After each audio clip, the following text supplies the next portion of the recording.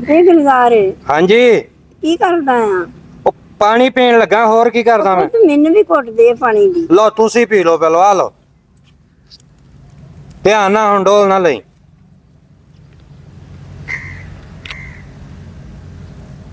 ਪੋਤੇ ਕੀ ਸ਼ੈ ਆ? ਬੋਤਲ ਹੈ ਕੋਕ ਦੀ, ਹੋਰ ਕੀ ਹੈ। ਤੈਨੂੰ ਸ਼ਰਮ ਨਹੀਂ ਆਈ ਇਹ ਬੋਤਲ ਮੈਨੂੰ ਦਿੰਦੇ ਨੂੰ? ਚਲੋ ਜੀ। ਬੁੱਧੀਆਂ ਦਾ ਮਾਲ ਹੈ। ਉਹ ਮਾਂ ਰਿਜ਼ਕ ਹੁਣ ਚੁੱਕ ਕੇ ਮਾਰਿਆ, ਉਂਝ ਬੜੀਆਂ ਨਸੀਹਤਾਂ ਕਰਦੀ ਕਿ ਰਿਜ਼ਕ ਨੂੰ ਇੰਜ ਨਾ ਕਰੋ। ਬੁੱਧੀ ਮੁਸਲਮਾਨਾਂ ਨੂੰ ਮਾਰੀ ਜਾਂਦੇ, ਬੱਚਿਆਂ ਨੂੰ ਮਾਰੀ ਜਾਂਦੇ ਆ। ਪਾਕਿਸਤਾਨ ਵਿੱਚ ਉਹਨਾਂ ਦੇ ਸੌਦੇ ਖਰੀਦਦੇ, ਬੋਤਲਾਂ ਖਰੀਦਦੇ ਆ। ਉਹ ਪੁੱਤ ਸ਼ਰਮ ਨਹੀਂ ਆਉਂਦੀ ਤੈਨੂੰ ਇੰਨੀ ਗੱਲ ਕਰਦੇ ਨੂੰ? ਤੂੰ ਲਓ। ਕਿਉਂ ਬੋਤਲ ਇਹ ਲਿਆਂਦੀ ਆ? ਉਹ ਮਾਂ ਸਾਰੀ ਦੁਨੀਆ ਪੀ ਜਾਂਦੀ ਆ, ਤੂੰ ਦੁਨੀਆ ਬਸ ਸਾਰੀ ਨਾ। ਪੀ ਜਾਂਦੀ। ਪੁੱਤ ਨਾ ਮੇਰਾ ਪੁੱਤ, ਨਾ ਮੇਰਾ ਸੋਨਾ। ਉਹ ਪੁੱਤ ਇਸਲਾਮ ਵਿੱਚ ਆਜ ਉਹ ਯਹੂਦੀਆਂ ਦੀ ਚੀਜ਼ ਨਹੀਂ ਖਾਈਦੀ ਹੁੰਦੀ। ਚਲੋ ਉਹ ਵਿੱਚ ਵੜ ਕੇ ਮਾਂ, ਚੀਜ਼ ਤੇ ਹਲਾਲ ਹੀ ਹੈ ਨਾ। ਉਹ ਹਲਾਲ ਕਿੱਦਾਂ? ਉਹਨਾਂ ਦੇ ਹੱਥਾਂ ਦੀ ਹਰਾਮ ਚੀਜ਼ ਆ ਇਹ। ਉਹ ਪੁੱਤ ਕਿਉਂ ਇਹ ਅਸੀਂ ਉਹਨਾਂ ਓਏ ਹੋਏ ਕੋਈ ਹਾਲ ਨਹੀਂ ਮਾਂ, ਉਹ ਪੁੱਤ ਖਾਣ ਪੀਣ ਵੀ ਨਹੀਂ, ਬੈਠੇ ਰਹਿ ਆਰਾਮ ਨਾਲ। ਤੂੰ ਮੈਂ ਨਹੀਂ ਪੀਂਦਾ। अस्सलाम वालेकुम अम्मी जी, आप बोतल रख के बैठे हैं? ਉਹ ਪੁੱਤ ਆ ਜਿਹੜਾ ਮੇਰਾ ਪੁੱਤ ਗੁਲਜ਼ਾਰ ਨਹੀਂ, ਉਹ ਯਹੂਦੀਆਂ ਦੀ ਬੋਤਲ ਮੈਨੂੰ ਫੜਾਉਂਦਾ ਸੀ, ਮੈਂ ਚੱਕ ਕੇ ਮਾਰੀ ਪਰਾਂ। नहीं एवं अम्मी कोक चक लियांदी आ, स्ट्रिंग पई हुई आ, लो फड़ो आ, फड़ो आ पियो तुसी। मैं खोल के दवा? ਸਰਕਵਿੰਡ ਕਾਦੀ ਆ ਇਹ ਕਿਉਂ ਤੁਹਾਨੂੰ ਪਤਾ ਨਹੀਂ? ਨੈਟ ਤੋਂ ਨਹੀਂ ਪਤਾ ਲੱਗਾ? ਇਹ ਮੁਸਲਮਾਨ ਇਹਨਾਂ ਕੋਲ ਖਰੀਦ ਕੇ ਤਾਂ ਉਹ ਹੀ ਮੁਸਲਮਾਨਾਂ ਦੇ ਜ਼ੁਲਮ ਖਰੀਦਦੇ ਕਰਦੇ ਆ। ਉਹ ਹੀ ਅਸਲਾ ਖਰੀਦ ਲੈਂਦੇ, ਉਹ ਮੁਸਲਮਾਨਾਂ ਨੂੰ ਤਬਾਹ ਕਰਕੇ ਰੱਖੀ ਜਾਂਦੇ। ਤੁਹਾਨੂੰ ਪਤਾ ਹੀ ਨਹੀਂਗਾ। अम्मी होर केड़ियां चीज़ां लिया के दईए सानू इन्हां दा पता नहीं हैगा। ਤੁਹਾਨੂੰ ਕਿਹਨੇ ਕਿਹਾ ਕਿ ਸਟ੍ਰਿੰਗ ਵੀ ਯਹੂਦੀਆਂ ਦੀ ਆ? ਹਰ ਚੀਜ਼ ਯਹੂਦੀਆਂ ਦੀ ਬਣਾਈ ਜਾਂਦੇ ਆ। ਮੇਰੇ ਕੋਲ ਮੋਬਾਈਲ ਹੁੰਦਾ, ਮੈਂ ਜੇ ਹੋਰ ਨਹੀਂ, ਮੇਰੀਆਂ ਅੱਖਾਂ ਨਹੀਂ ਹੈਗੀਆਂ, ਮੇਰੇ ਕੰਨ ਤਾਂ ਹੈਗੇ ਹੀ ਆ ਨਾ।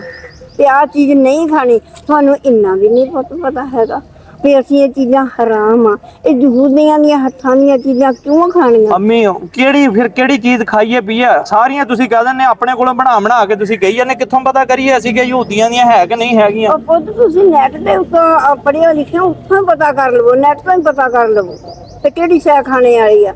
ਉਹ ਪੁੱਤ ਮੁਸਲਮਾਨਾਂ ਦੇ ਉੱਤੇ ਜ਼ੁਲਮ ਕਰਦੇ ਆ ਤੇ ਉਹੀ ਮੁਸਲਮਾਨ ਖਰੀਦ ਕੇ ਉਹਨਾਂ ਨੂੰ ਪੈਸੇ ਦਿੰਦੇ ਆ ਤੇ ਉਹੀ ਮੁਸਲਮਾਨਾਂ ਦੇ ਫੇਰ ਉਹ ਜ਼ੁਲਮ ਕਰਦੇ। ਅੰਮੀ ਮੈਨੂੰ ਹੁਣ ਸਮਝ ਆਈ ਆ ਲੇਜ਼ ਵੀ ਮੇਰੇ ਕੋਲ ਪਏ ਆ, ਇਹ ਵੀ ਯਹੂਦੀਆਂ ਦੇ ਹੀ ਆ।